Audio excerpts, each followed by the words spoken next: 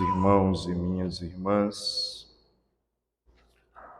nós estamos nesta sexta-feira santa, dentro deste segundo dia do Tríduo Pascal,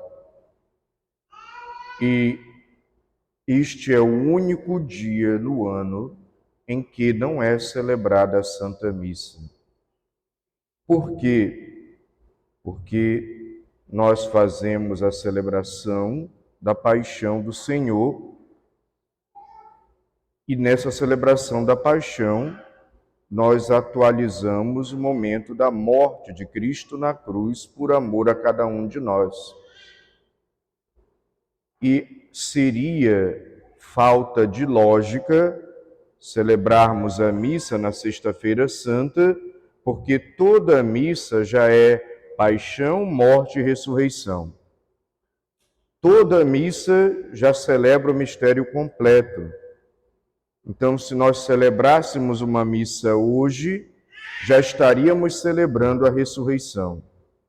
Por isso, na Sexta-feira Santa, nesta solene celebração da morte, da paixão, não há missa, para que, de fato, nós estejamos dentro do mistério, sem ainda celebrar a ressurreição.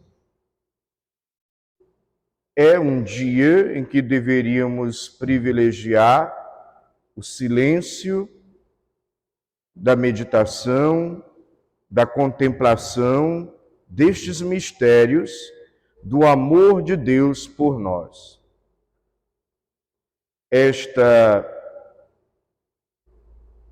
Este formato no qual nós celebramos a quinta, a sexta e o sábado, já é celebrado desde o século IV. Portanto, é uma tradição antiga. E a cruz, que daqui a pouco, dentro dessa tradição, nós vamos fazer o solene beijo da cruz, nós vemos na cruz não um sinal de derrota, mas um sinal de vitória, um sinal do amor de Cristo por nós. A cruz, para o católico, é vitória de Cristo sobre o mal, vitória de Cristo sobre o pecado, vitória de Cristo sobre a morte e sinal eloquente do seu amor. Quando nós contemplamos a cruz, nós aprendemos a amar no mais alto nível, um amor que é entrega, doação, sacrifício, serviço, perdão, compaixão, renúncia de si para promover as outras pessoas. Por isso a cruz, para nós, é sinal de vitória sobre o mal. Cristo vence o mal com as suas próprias armas e expressa o seu amor redentor. A hora que aparece no Evangelho segundo João, onde chegou a minha hora, diz o Cristo, é a manifestação da identidade divina de Deus. A hora de dar-se em amor, a hora aonde a sua entrega total na cruz é a libertação e restauração de toda a humanidade. A cruz é a nova árvore da vida. Recordemos daquela árvore da vida descrita em Adão e Eva, que se desviaram, que comeram do fruto proibido, nessa simbologia, nessa linguagem figurada, simbolizando a desobediência, o orgulho, o querer ser como Deus. Portanto, a nova árvore da vida, o novo madeiro, é a cruz. Com Adão, o fruto da árvore foi a morte. Agora, com Jesus, o fruto do novo madeiro, o fruto é a ressurreição, é a vida, é a salvação. Portanto, nesse dia, não é um dia de tristeza, é um dia de meditação de todos esses mistérios presentes na paixão do Senhor. E dentro desses mistérios, poderíamos ainda meditar as duas traições, como a narração da paixão acabou de evidenciar: a traição de Judas e a traição de Pedro. Judas planejou trair o Cristo, alimentou o mal no seu coração, não confiou depois também na misericórdia. Portanto, a traição de Judas, ela é pior, porque alimentou o mal e se decidiu conscientemente em fazer o mal. Isso nos ensina, no nosso processo de conversão, a tomar cuidado para não alimentar o mal no nosso coração. Não planejar o mal. Se você tem que planejar alguma coisa, planeje o bem e não o mal. E no fim, ele não confiou na misericórdia de Deus, porque ele poderia ainda assim ter se arrependido, como se arrependeu. Os evangelhos dão pistas de que ele teve um arrependimento, mas se desesperou. Diante da sua fraqueza, da sua falta, da gravidade do seu erro, ao invés de confiar no amor misericordioso, ele se desespera e comete suicídio, se enforca. Portanto, diante das nossas faltas, do mal que cometemos, não nos desesperemos. E aqui entra o testemunho da traição de Pedro,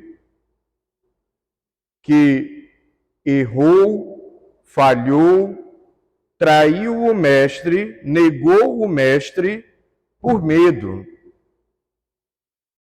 Uma reação imediata diante do perigo, diante de uma situação difícil, diante de uma situação dolorosa, inesperada.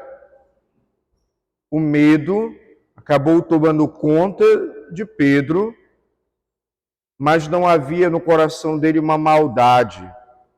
Foi uma negação que foi realizada por causa do medo, não por maldade, por causa da fraqueza humana. Na fraqueza de Pedro, ele acaba negando a Cristo. E eu espero que todos nós, quando negamos Cristo com o nosso pecado, com o nosso mau procedimento ou com as nossas atitudes erradas, sempre sejam por fraqueza. É menos grave. É pecado, mas é menos grave. Porque a fraqueza, ela é parte da nossa natureza afetada pelo pecado. E tudo que é fraco acaba falhando. Portanto, não nos condenemos pelas nossas falhas cometidas por fraqueza. E aqui está o diferencial de Pedro com Judas. Porque Judas não confiou na misericórdia, Pedro confiou. Pedro não se desesperou. Pedro reconheceu a fraqueza e buscou o Senhor, buscou o perdão de Deus e foi perdoado, e foi restaurado, e ainda feito o primeiro Papa, a primeira liderança da Igreja Católica. Estamos nesta sexta-feira, que somos chamados a meditar a injustiça, A injustiça é tirar o direito do outro, ou então apoderar-se daquilo que é da outra pessoa. Portanto, somos chamados diante da injustiça cometida com Cristo, da violência cometida com Cristo, da dor que Cristo sofreu, consequência dessa injustiça e dessa violência, da tortura que ele sofreu por causa de um julgamento injusto. Somos chamados, em primeiro lugar, a perceber o quanto somos amados, porque nosso Senhor Jesus Cristo se submeteu por amor a nós a sofrer uma injustiça. Mas, ao mesmo tempo, somos chamados a, conscientes desse amor e tocados por esse amor, tocados pela verdade de Deus, a sermos promotores da justiça no nosso meio.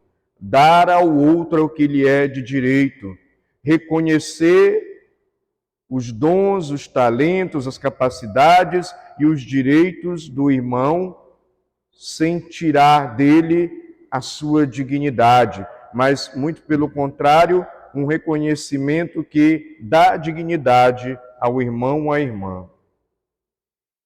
Somos chamados ainda a meditar nessa Sexta-feira Santa, conforme a narração da paixão que acabamos de ouvir, a questão do fechamento em si mesmos dos fariseus, dos doutores da lei, dos sumos sacerdotes, dos saduceus, dos herodianos, pessoas que se fecharam nas suas ideias, nos seus gostos, nas suas concepções, nas suas vontades e caprichos e nos seus interesses. Cegos por tudo isso, e cegos ainda pelo um ódio, cegos por uma religião também mal vivida, moralista, legalista, ritualista, fechados nas suas próprias ideias, foram incapazes de reconhecer a verdade de Jesus. Foram incapazes de deixar aquela verdade fazer com que eles repensassem a sua vida. Foram incapazes de deixar o amor de Deus renovar os seus corações. Isso não aconteça conosco. Não nos fechemos nas nossas ideias. Não nos fechemos nos nossos gostos, caprichos e vontades. Não nos fechemos nos nossos preconceitos e achismos da vida. Porque pode acontecer que, absolutizando o que eu penso, o que eu gosto, o que eu quero, minhas vontades e caprichos, eu me feche para a verdade de Deus e me feche assim também para os irmãos. O cristão, o católico, precisa ser sempre alguém pronto a repensar a vida à luz do Evangelho, pronto a repensar a vida à luz do ensinamento da Igreja, pronto a repensar a vida à luz do amor e da cruz de Cristo. Senão, do contrário, nós nos tornamos teimosos em nossas ideias, no nosso subjetivismo, que é colocarmos o nosso eu e o nosso gosto no centro de tudo. E ao fazer isso, acabamos não permitindo que Deus renove o nosso coração, a nossa vida, acabamos permanecendo numa vida que, fechada para a ação de Deus, não se converte. E porque não se converte, não se santifica. E porque não se santifica, se condena. Portanto, meditar sobre essa atitude daqueles que crucificaram o Senhor. Mataram Cristo porque não foram capazes de ouvir o Cristo. ainda nessa Sexta-feira Santa, podemos meditar as nossas escolhas. Como assim, Frei? A narração da paixão acabou de nos mostrar isso. Diante da escolha entre Barrabás, o assassino, e Jesus, a vítima inocente, que inclusive Pôncio Pilatos estava declarando: eu não encontro culpa neste homem. Eles preferiram se deixar manipular e escolher o assassino Barrabás. E gritaram: crucifica-o para o assassino. Quiseram que o assassino fosse solto e que Jesus fosse punido com a morte. Portanto, uma escolha feita através de uma manipulação dos doutores e mestres da lei, mas também uma escolha mal feita, mesmo não só por causa da manipulação, porque poderiam ter gritado outra coisa, poderiam, mesmo com toda aquela dissimulação dos doutores da lei, eles poderiam ter escolhido diferente. Desprezaram o Cristo inocente e aceitaram o assassino culpado. Na vida, nós fazemos muitas escolhas. Na vida, nós acabamos escolhendo pecar. E quando escolhemos o pecado, desprezamos o Cristo e o seu amor.